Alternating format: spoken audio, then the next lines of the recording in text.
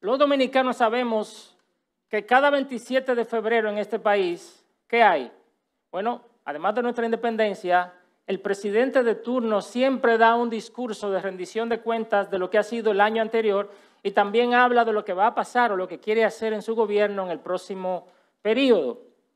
Y a mí me resulta muy gracioso ver la reacción de la gente después del discurso. ¿Usted la ha oído? Me encantaría tener un micrófono para hacer ese drama. Usted ve que van los entrevistadores por la calle y le dicen a una persona, ¿usted qué piensa del discurso del presidente? Ese discurso fue fatal. No podía ser peor. ¡Cuán mediocre! Ese hombre está haciendo lo mismo, solo proselitismo, no ha hecho nada. Lo que el pueblo quería que dijera, no lo dijo. Sigue el entrevistador y le habla a otra persona. ¿Usted qué piensa del discurso del presidente? Trascendental. Lo mejor que ha pasado en este país. Ese es el tipo de presidente que nosotros necesitamos. Un hombre de palabra. Y él mismo va donde otro y le dice, ¿qué usted piensa del discurso del presidente? No, yo no pierdo mi tiempo viendo eso. Todos son unos habladores y unos vividores. Yo prefiero ver béisbol. Y hasta se puede acercar a otro y preguntarle, ¿qué usted piensa del discurso del presidente? ¿El discurso del presidente? Yo no sabía que había discurso del presidente.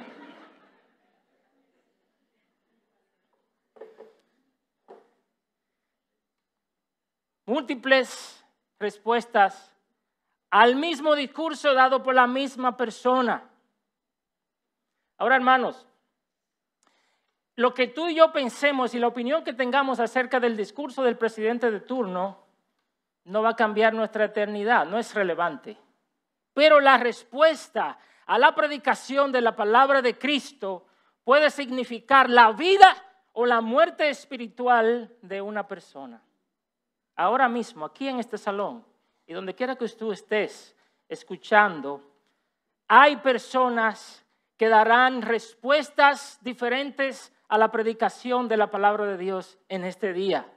Algunos estarán a favor, otros estarán en contra y otros, estarán en sus celulares, distraídos.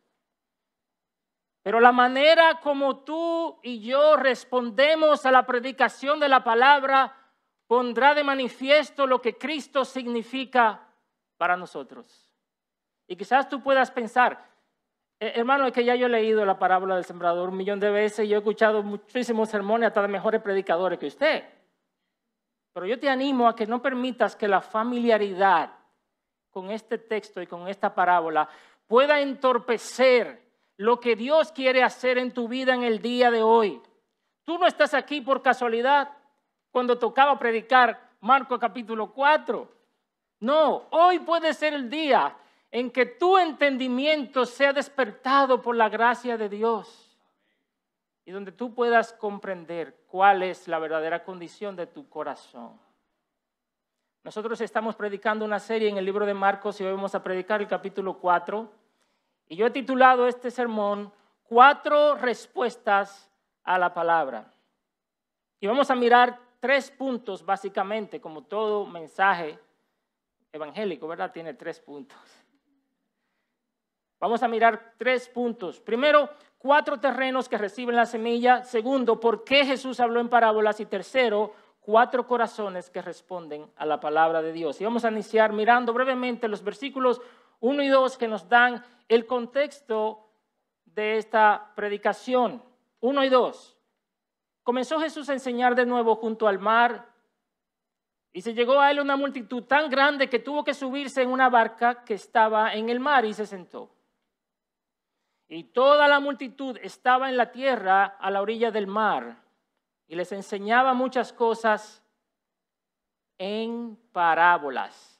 Subraya eso, porque es la primera vez en el libro de Marcos que tú habrás leído que Jesús le estaba enseñando a la multitud en parábolas. Esta es la primera vez que ocurre. Esta escena que estamos viendo acá sucede, ¿sabe cuándo? Según Mateo, sucede el mismo día que Jesús y los fariseos tuvieron un encontronazo en el que los fariseos le dijeron a Jesús, tú echas fuera los demonios con el poder del diablo. el mismo día que su familia fue a buscarlo porque entendían que estaba fuera de sí. Así que este no fue un día fácil para Jesús. Y quizás fue al mar, yo no sé a qué él fue al mar. Quizás fue a mirar las olas y a ver si se despejaba un momento, porque él era hombre, como nos explicaba Angel esta mañana. Pero dice el texto que inmediatamente él fue al mar, una multitud vino a él y él comenzó a hacer lo que siempre hacía, que era enseñar la palabra. Pero la mayoría de ellos que se acercaban a Jesús no fueron porque querían escuchar lo que Jesús estaba diciendo. ¿Ustedes creen que la gente que estaba ahí en la multitud quería escuchar el profundo mensaje del Evangelio de Jesucristo? Ellos estaban ahí, muchos de ellos estaban ahí porque querían ir a buscar un milagro, porque querían ver algo trascendental pasando. Siempre hay dos tipos de personas, los de adentro y los de afuera. Los de afuera, los que acusan a Jesús de no ser el Hijo de Dios, los que no creen en Él, los que andan solamente buscando las ventajas que hay en Cristo, y los de adentro. Los de adentro son los que han puesto su fe y su esperanza en Jesucristo. Ellos son los que han creído, ellos son los que han visto sus milagros y han respondido apropiadamente. Así que allí Jesús comienza a enseñarles, pero dice el texto que nosotros acabamos de leer, que comenzó a enseñarle en parábolas. En parábolas. Tanto Marcos como Mateo marcan este episodio como el inicio de la enseñanza de Jesús en parábolas. Pasajes anteriores de lo que hemos escuchado predicados desde este púlpito muestran a Jesús hablando claramente el evangelio del reino. Usted lo puede ver en el capítulo 1, dice que Jesús predicaba el evangelio del reino y decía, arrepiéntanse porque el reino de los cielos se ha acercado, claramente. O diciéndole a una persona, tus pecados te son perdonados. Pero ahora comienza a hablar en enigmas, en parábolas. ¿Qué son parábolas? Son historias ficticias basadas en la vida cotidiana, pero que tienen una enseñanza espiritual. La historia es fácil de entender. Lo que no siempre es evidente es el significado espiritual que tiene. Así que Jesús comienza, y este es nuestro primer punto, diciendo, escuchen, 4 terrenos que reciben la semilla. Él comienza diciendo, versículo 3, escuchen. Pongan atención a lo que voy a decir, porque lo que voy a decir es vital para la vida espiritual de ustedes. Inmediatamente Jesús comienza a narrarles un episodio que era muy común en medio de una sociedad agrícola. Es probable, hermanos, que de donde estaba la multitud, ellos pudieran ver incluso campos que estaban allí sembrados. Así que Jesús comienza a decirle, un sembrador sale a regar la semilla. ¿Cuántos saben, hermanos, que para que haya cosecha tiene que haber siembra y alguien tiene que sembrar? Sí. Para los niños que están aquí, que nunca han visto un campo, los frutos no nacen en el supermercado. ¿Ustedes sabían eso?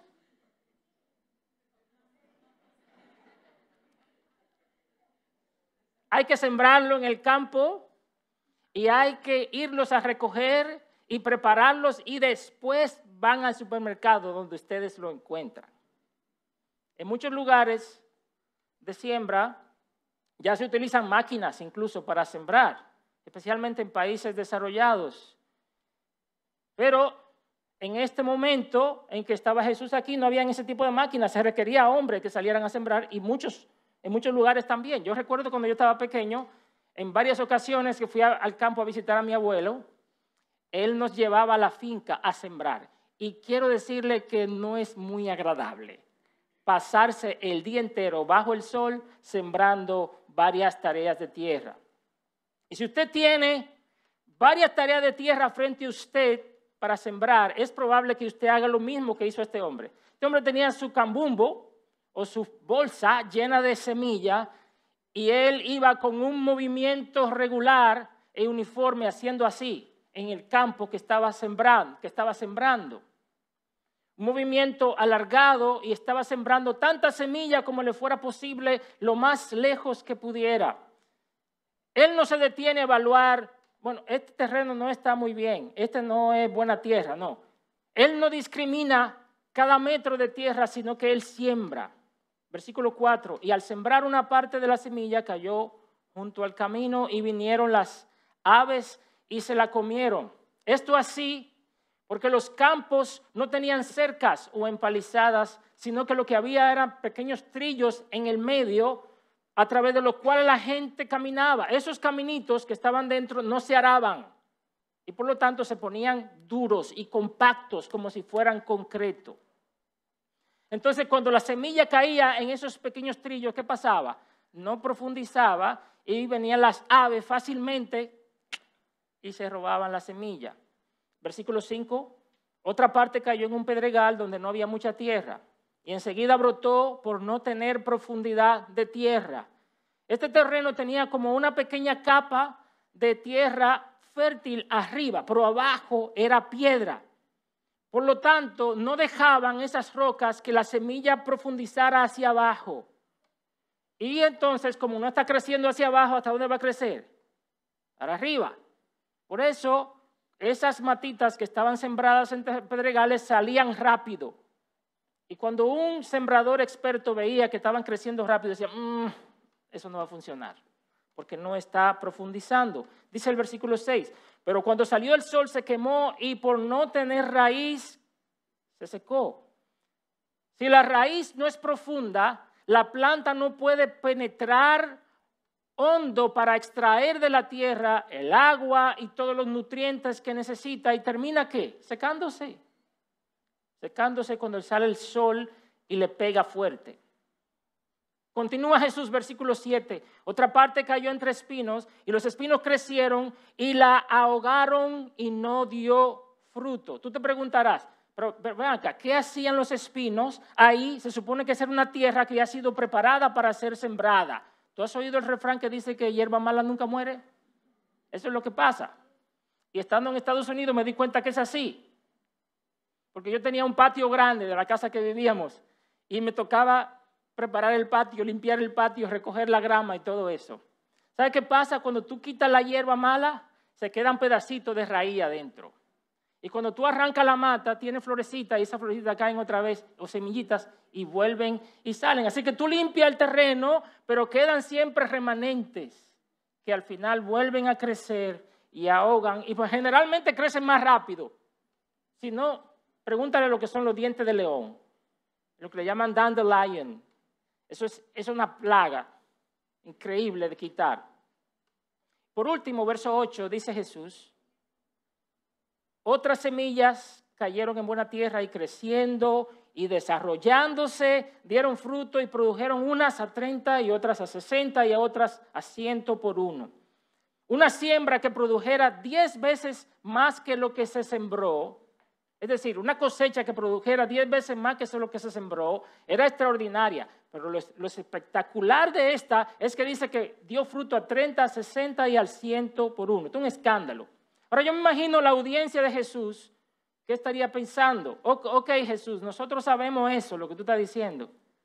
Pero me imagino que no será una clase de agronomía que tú nos estás dando aquí. Sorpresivamente Jesús no les dio respuesta quizás a los pensamientos de ellos. Jesús dejó la historia ahí. Entonces, Jesús les dijo, el que tenga oídos para oír, que oiga. Esa fue la única explicación que Jesús le dio a la multitud. ¿Qué acertijo era este? Claramente había algo oculto en las palabras que Jesús les estaba diciendo, porque solo los que podían oír. Solo los que tenían oído podían entender. Y es muy probable que cuando Jesús terminó de contar esta parábola, Él siguió contando las otras que están después del versículo 21 en adelante. Así que en realidad lo que sucedió, Cristo cuenta esta parábola, le dice el que tenga oído para oír, oiga, en el versículo 8, y entonces sigue la historia en el 21. Porque el versículo 10 dice que cuando Jesús estaba solo, Él les explicó la parábola a los que vinieron a preguntarle. Es decir, que tuvo que esperar que estuviera solo. Por lo tanto, Él contó todas estas parábolas y luego al final le preguntaron. La pregunta es, ¿por qué está así? Porque Marcos, guiado por el Espíritu Santo, en su arreglo literario pone la explicación de la parábola justo después de esta parábola. Y esto nos lleva a nuestro segundo encabezado, el propósito de hablar en parábolas. ¿Por qué Cristo habló en parábolas? El versículo 10 dice que los seguidores de Jesús, junto a los 12 apóstoles, le preguntaban sobre el significado de las parábolas. ¿Quiénes le preguntaron? A ver, mira otra vez el texto. Los seguidores de Jesús, junto a los 12 apóstoles, les preguntaban, ¿por qué nos hablas en parábolas? ¿Qué quiere decir esta parábola? La pregunta es, ¿qué hicieron los demás en la multitud? Que no fueron a preguntarle. Ellos tampoco entendieron. ¿Por qué no preguntaron? Porque no les interesaba. ¿Quiénes preguntaron? Solo aquellos que tenían interés en saber cuál era el misterio que Jesús estaba revelando. Y Mateo, en su descripción de esta parábola, dice que los discípulos le dijeron al Señor, Señor, ¿por qué tú le hablas a la multitud en parábola? Ellos no te entienden. Es decir, ellos notaron que hubo un cambio. A partir de este momento hay un cambio en la forma como Jesús se dirige a la multitud. Ahora les habla en parábolas. Y Jesús les respondió, versículo 11, míralo conmigo.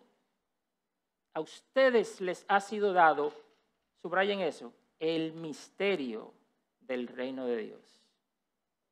Les decía, pero los que están fuera, los que están afuera, reciben todo en parábolas. Un misterio en el Nuevo Testamento es una verdad que había estado oculta, pero que no se puede entender a menos que Dios la revele Él mismo. ¿Y qué estaba haciendo Jesús? Ahora vino a revelar el misterio del reino de Dios.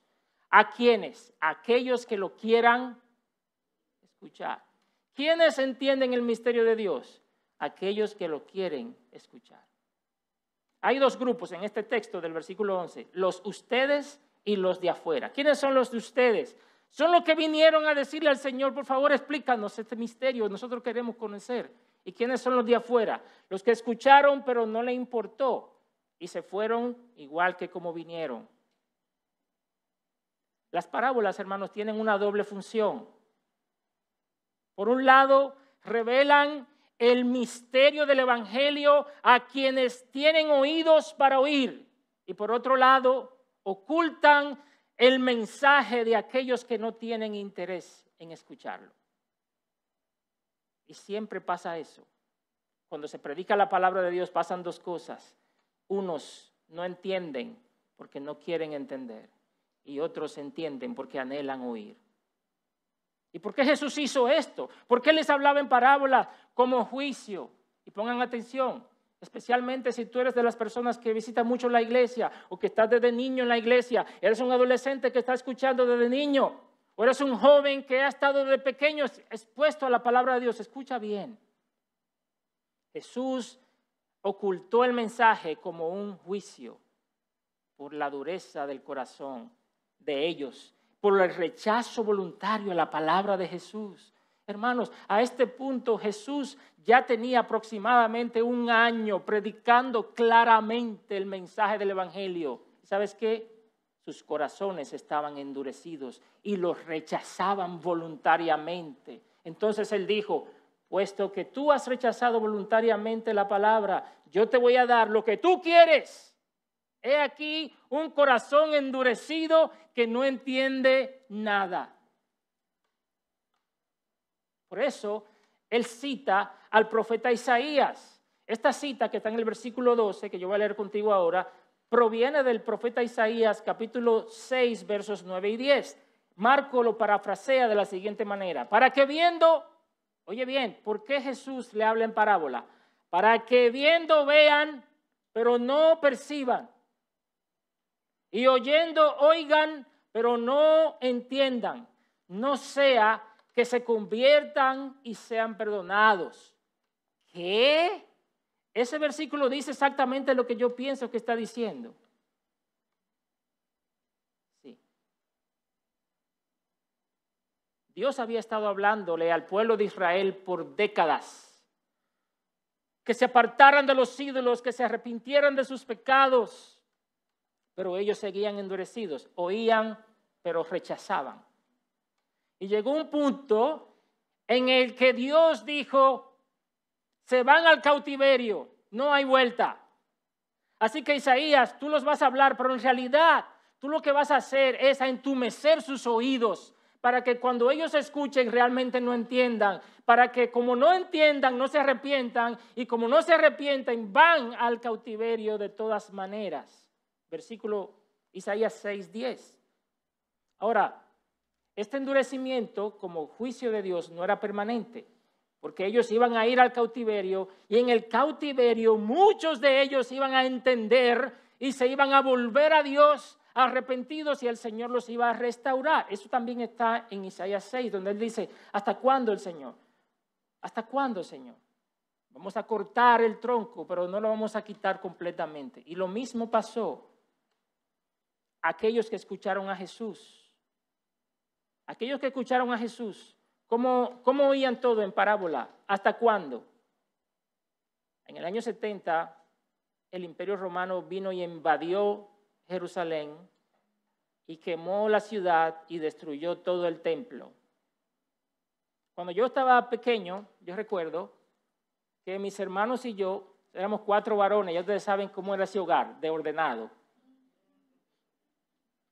Mis hermanos y yo continuamente desobedecíamos a nuestra madre, nos decía, no se vayan al río solo. Nosotros vivíamos en Villa Altagracia y quedaba un río cerca, así que nosotros nos íbamos sin permiso. Mi mamá, no se vayan al play solos, no se vayan al campo de caña solos. Cuando ya ella no aguantaba más, un día decía, hasta aquí llegó. Entonces preparaba una correa para darnos azotes. Y entonces, ¿qué hacíamos nosotros en ese momento? Ay, mami, no, mira, perdónanos, no lo volvemos a hacer. Ella decía, de esta no te la despinta nadie. No importa que tú llores o grites o patalees, esta va. Entonces nos ponía todito en fila y nos daba tremenda pela. ¿Tú sabes por qué? Porque no se puede abusar de la misericordia para siempre. Te habla, te habla, te habla, te habla, te habla. Cierras tus oídos, cierras tus oídos, cierras tus oídos. Y llega un punto en que Dios dice, lo tuyo va. Pero hermanos, el evangelio está siendo anunciado claramente hoy. Incluso las parábolas que para ellos eran enigmas, para nosotros están claras y explicadas en la palabra de Dios. Escucha, yo te ruego, con atención. Escucha y cree la palabra del Señor hoy. ¿En cuál grupo estás tú? ¿En el de los de adentro o en el de los de afuera? Y esta pregunta nos lleva a nuestro tercer punto, el cual vamos a exponer un poco más ampliamente. 4 corazones que responden a la palabra de Dios. 4 corazones, versículos 13 al 20. Hay algo particular en esta parábola, por lo cual Jesús les dijo a sus discípulos en el versículo 13, mírenlo, ¿no entienden esta parábola? ¿Cómo pues comprenderán todas las otras parábolas? Quiere decir que si tú lees el resto del capítulo 4, te darás cuenta que todas las parábolas que están ahí se pueden entender cuando tú has entendido la parábola del sembrador. Todas las demás parábolas tienen que ver con escuchar, escucha, tienen que ver con una semilla que se sembró en un terreno y tienen que ver con dar fruto. Todas las parábolas que están ahí en el capítulo 4. Dice el versículo 14, vamos a comenzar a ver la explicación. El sembrador, ¿qué hizo? Siembra la palabra. En este caso particular, Jesús es el sembrador. Pero en realidad se refiere a todos aquellos, tú y yo, que fielmente predicamos el evangelio en cualquier forma que sea, ya sea enseñando una clase de escuela dominical, compartiendo con tu hijo en tu casa, hablándole a un amigo, evangelizando a una persona o predicando desde este púlpito como lo estoy haciendo yo en este momento. No puede haber cosecha si no hay siembra. El sembrador del evangelio tampoco está llamado a evaluar si esta persona tiene un corazón frágil para Dios, tiene un corazón blando o fértil. No. Nosotros no podemos anticipar cuál será la respuesta del corazón, así que nuestra misión es predicar a Cristo a todo el mundo como si todo el mundo fuera buena tierra. Ahora, por importante que sea el sembrador y por importante que sea la semilla, realmente el énfasis de esta parábola tiene que ver con la respuesta del corazón. Puedes tener en este púlpito a Jesús mismo predicando el más puro evangelio. Y sin embargo, lo que determinará el fruto espiritual de esa palabra será la respuesta que cada persona le dé. Aquí puede estar Jesús, aquí mismo, Dios predicando. Y la respuesta de tu corazón determinará el fruto que habrá de esa palabra. Así que aquí hay 4 corazones que responden a la palabra de Dios. Mira el versículo 15 para que veamos el primer corazón. Los que no reciben la palabra. Estos son los que no reciben.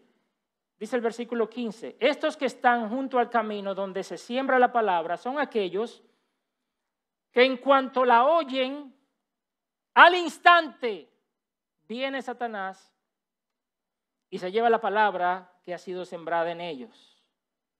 Satanás.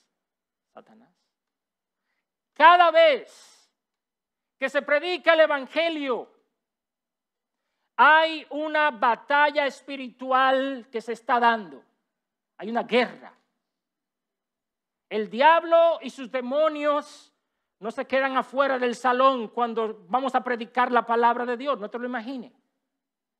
Ellos entran. Porque van a robar la palabra de quien sea que se descuide. Quizás tú pienses, bueno, pero ¿qué culpa tiene la persona de que el diablo se lleve la palabra que sea predicada?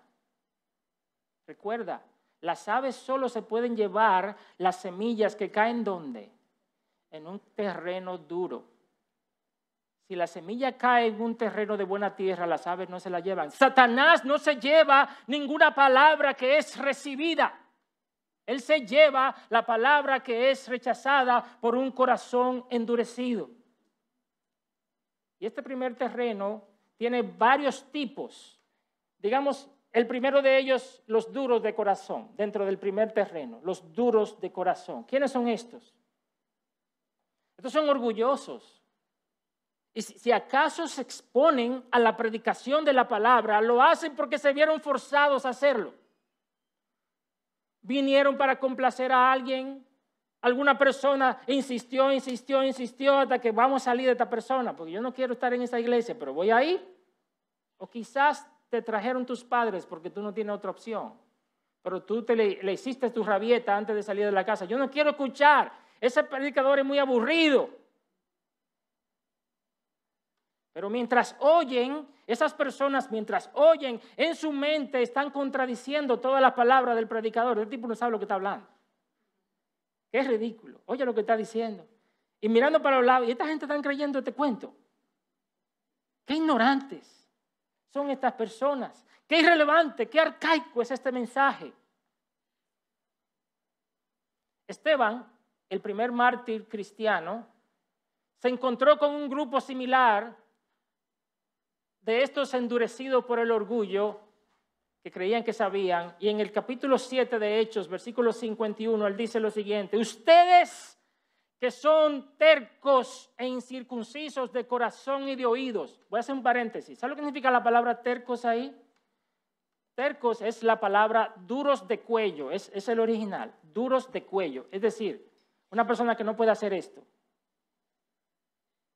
Es decir, endurecido.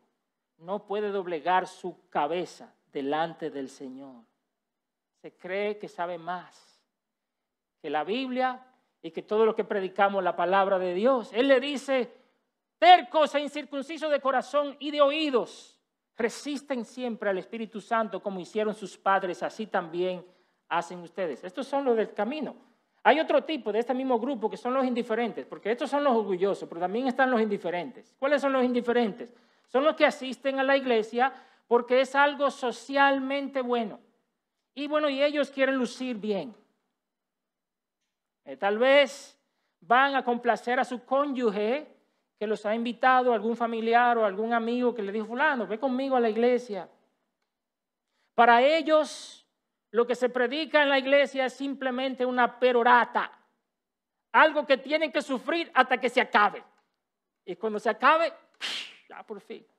Es como en las iglesias antes que se predicaba la misa en latín. Ustedes no estaban vivos probablemente para eso. ¿Sí?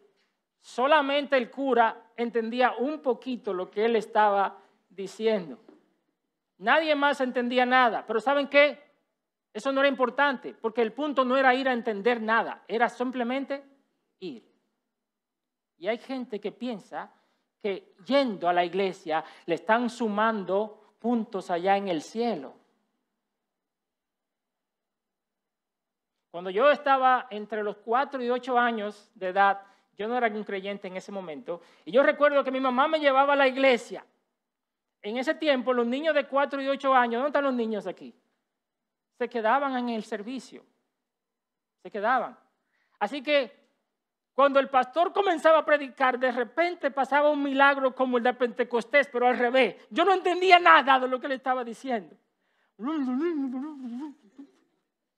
Eso es lo único que yo escuchaba, como una cosa. Así mismo hay personas que vienen a la iglesia y eso es lo único que oyen. No les interesa tampoco. Lo que quieren es cumplir. Están distraídos, no entienden la palabra y por cuanto no entienden qué hace el diablo, se las lleva. Ahora, ¿cómo se las lleva el diablo? ¿Cómo que Satanás se roba la palabra? Porque usted no está viendo aquí ningún hombre con cacho ni nada de eso. Bueno, está escuchando la palabra, pero tú estás distraído, tu mente está por otro lado, tú lo que quieres es que pase el servicio. Y Satanás te susurra pensamientos triviales a la mente y tú comienzas a volar en tu mente. Te recuerda cosas que tú tenías pendiente que hacer o te recuerda algo que ya pasó. O comienza a entrarte una notificación por el celular, un WhatsApp, te baja. O varias notificaciones de Instagram o de Facebook comienzan a flashear en tu celular y tú dices, bueno, déjame ver qué es lo que están hablando esta gente aquí en el comentario, porque alguien comentó algo y todo el mundo quiere ver qué fue lo que dijeron. O si posteaste una foto, a ver quién dijo algo de mi foto. Mientras se predica la palabra de Dios, este tipo de persona encuentra más importante y más interesante ver lo que está pasando en las redes sociales, por ejemplo. Y así, hermanos, de 1000 maneras Satanás se puede robar la palabra que está siendo predicada cuando un corazón es indiferente o distraído. ¿Te sucede que asistes a la iglesia y te vas igual o peor que como viniste? Tu mente vuela, tu mirada está perdida y estás ansioso que acabe para poderte ir a hacer lo que realmente te gusta hacer. Y es fácil culpar al predicador. Es que ese predicador es aburridísimo. Es que ese culto de esa iglesia es demasiado frío. Es que no me entretienen suficiente, no me llaman la atención. Sí, pon todas las excusas que tú quieras. Ahora, a Jesús, el Hijo de Dios, de 4:1 lo escuchó. Imagínense a usted muerto. De 4:1 lo escuchó. Imagínense a nosotros los predicadores humanos. El problema central no es la palabra. No es que es irrelevante la palabra o que el predicador es aburrido. El problema es que tu corazón está endurecido como el terreno junto al camino. Ahora hay un segundo terreno. Los que responden superficialmente. Versículos 16 y 17. Léelo conmigo. De igual manera, estos en que se sembró la semilla en pedregales, son los que al oír la palabra enseguida la reciben con gozo, pero no tienen raíz profunda en sí mismos, sino que son solo temporales. Entonces, cuando viene la aflicción o la persecución por causa de la palabra, enseguida se apartan de ella. Estas personas escuchan la palabra, prestan atención, muestran interés y hasta se emocionan muchísimo. Algunos hasta lloran cuando oyen la palabra, lloran. Están tan emocionados que se inscriben para servir en un ministerio. Hablan con los demás de lo bien que se sienten, de lo que están escuchando.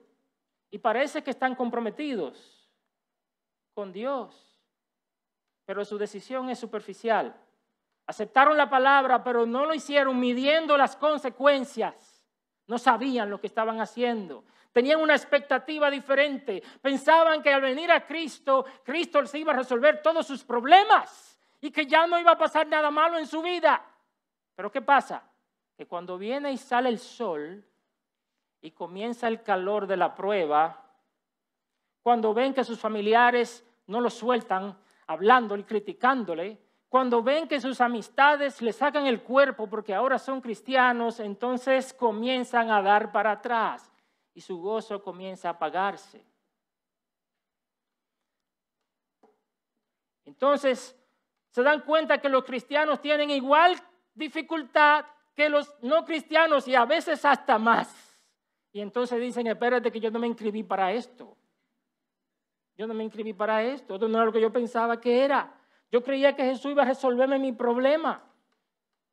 Su gozo era temporal, su fe no tenía raíz y entonces se apartan. ¿Conoces personas así? Yo he estado suficiente tiempo en la iglesia, en el evangelio, para ver numerosos casos como este, muy tristes. Más importante aún, yo te pregunto, ¿eres tú como una de estas personas? ¿Estás considerando apartarte del evangelio porque las cosas se han puesto difíciles para ti? Comenzaste con ánimo la carrera, pero ahora tu gozo se ha apagado porque no era lo que tú pensabas. Quiero decirte, hermano, que si tu fe es verdadera y profunda, Cristo te dará la gracia y el poder para perseverar sin importar la prueba que estés pasando. No importa que tu familia te critique, no importa que tus amigos te abandonen o que tu mundo completo se ponga patas para arriba. Si la palabra de Dios fue sembrada en tu corazón y ha dado fruto, tú vencerás la prueba y permanecerás firme. En tercer lugar están los que son ahogados por los placeres de este mundo, por la mundanalidad. Versículos 18 y 19. Otros son aquellos en los que se sembró la semilla entre los espinos. Estos son los que han oído la palabra, pero las preocupaciones del mundo y el engaño de las riquezas y los deseos de las demás cosas, atención, son tres cosas que te están diciendo ahí, atención, entran y ahogan la palabra y se vuelve estéril. Yo creo que a este punto ya tú te has dado cuenta que hay una progresión entre cada uno de los corazones, ¿verdad que sí? El primero escucha pero no recibe. El segundo escucha y acepta, pero no permanece porque es superficial. Este tercero va un poco más allá, porque al parecer la semilla germina y hay un aparente crecimiento, porque si no, los espinos no estarían ahogando nada. Se ve que si los espinos crecieron es porque están ahogando algo que creció. Este tipo de personas, escucha bien, cree que la palabra es verdad y le atrae. De hecho, hasta comienza a cambiar algunos hábitos de su vida. Si era borrachón, deja de beber porque ha leído la palabra.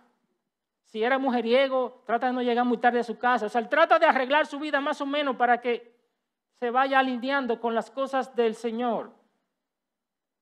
Trata de abandonar algunos pecados escandalosos y pareciera que está creciendo. Ese es el tipo de terreno. Pero su corazón está amando más al mundo y sus deseos.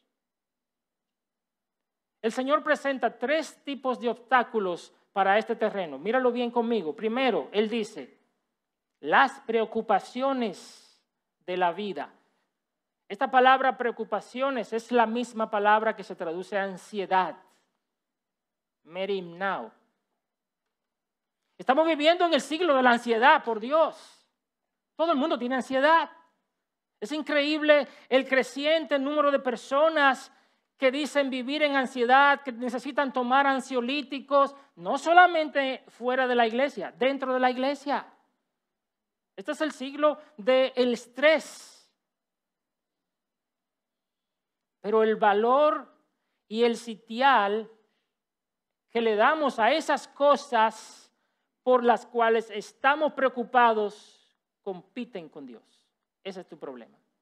Estamos tan preocupados porque nos vaya bien, por estar al día, por tener las cosas que queremos hacer, todo resuelto, cumplir con los estándares del mundo. Entonces entramos en una carrera desenfrenada detrás de estas cosas y luego no tenemos tiempo, ni tenemos energía y mucho menos deseo para buscar a Dios y su justicia. Nuestras prioridades son terrenales y la vida espiritual queda relegada a un último plano. Ese es el primer obstáculo. Segundo obstáculo, el engaño de las riquezas. El deseo de hacernos ricos. La riqueza no es el problema, es el deseo de hacernos ricos el problema. ¿Y por qué dice el engaño de las riquezas? Porque las riquezas prometen lo que no pueden dar.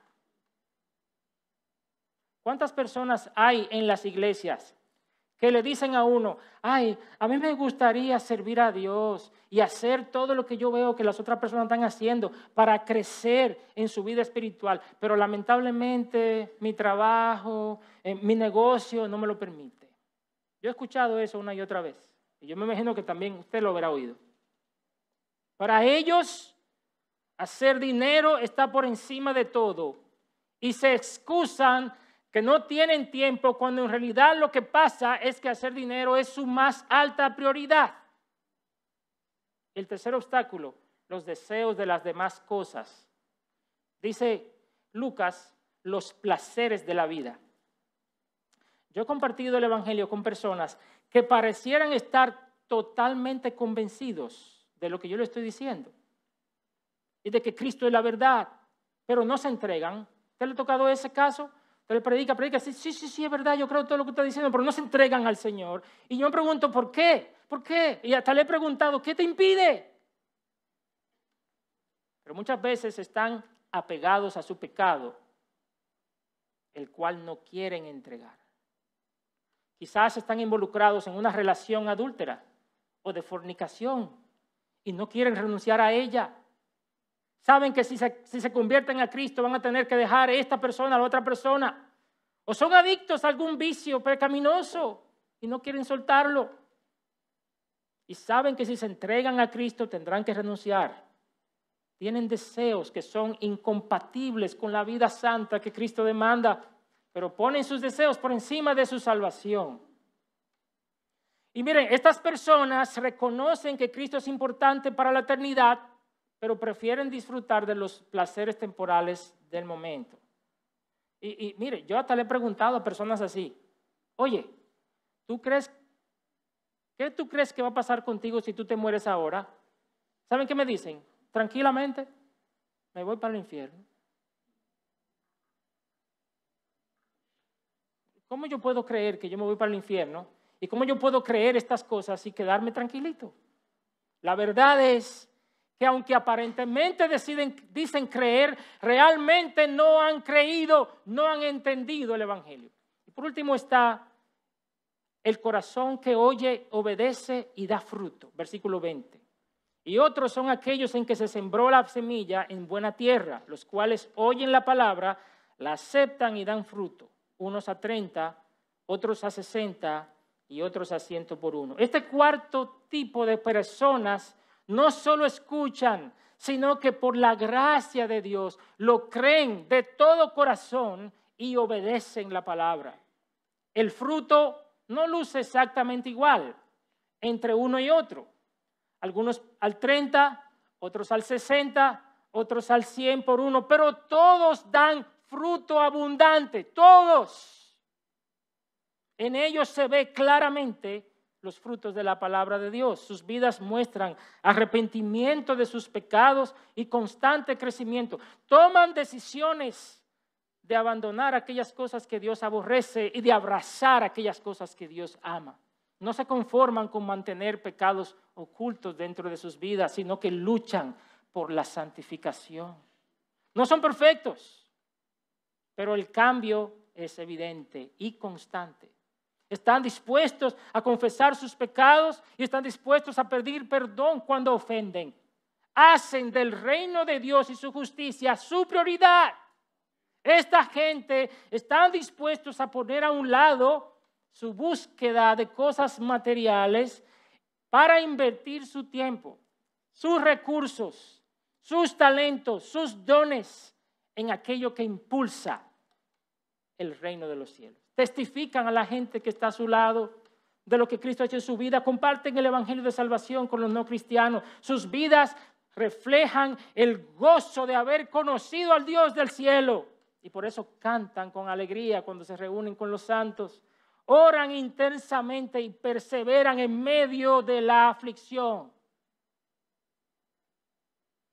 Y tienen hambre de seguir aprendiendo la palabra.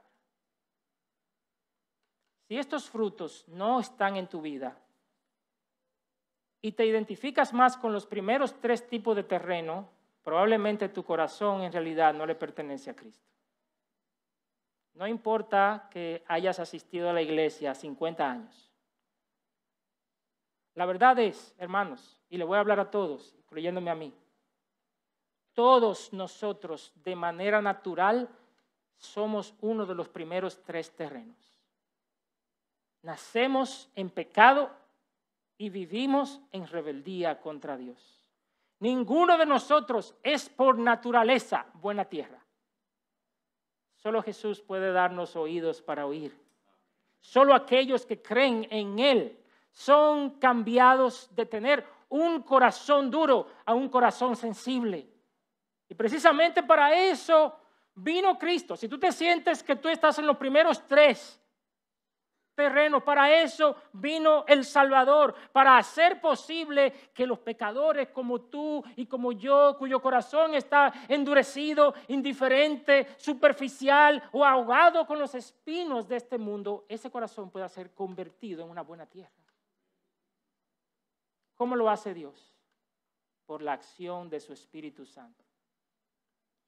Ezequiel capítulo 36, versículo 25 al 27 dice esto: entonces los rociaré con agua limpia y quedarán limpios de todas sus inmundicias y de todos sus ídolos los limpiaré. Además les daré un corazón nuevo y pondré un espíritu nuevo dentro de ustedes. Quitaré de su corazón el corazón de su carne, el corazón de piedra, y les daré un corazón de carne. Pondré dentro de ustedes mi espíritu. Y oye esto: haré que anden en mis estatutos y que cumplan cuidadosamente mis ordenanzas.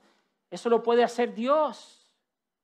¿Qué debes hacer tú? Número 1, reconoce que eres un pecador digno de la condenación.